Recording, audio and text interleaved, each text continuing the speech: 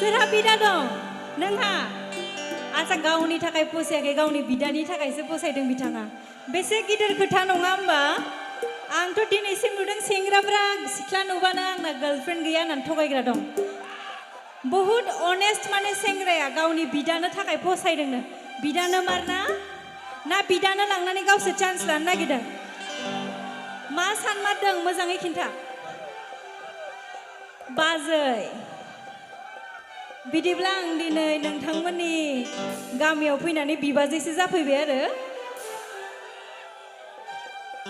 बिदिब्ला दायो थांनोसै समाव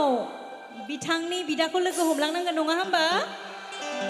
ओमफ्राय नोंथांनि बिदाखौ लोगो हमबा नै बिथिं थानाय सेंग्राफ्रा दुखु मोनबालाय मा खालामगोन मोनगोन दा ओइलाय मोनगोननो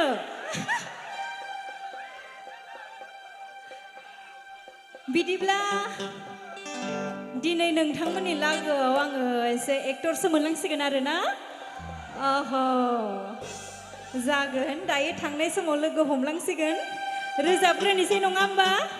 बयबो रंजाबावदो दे जागोन दे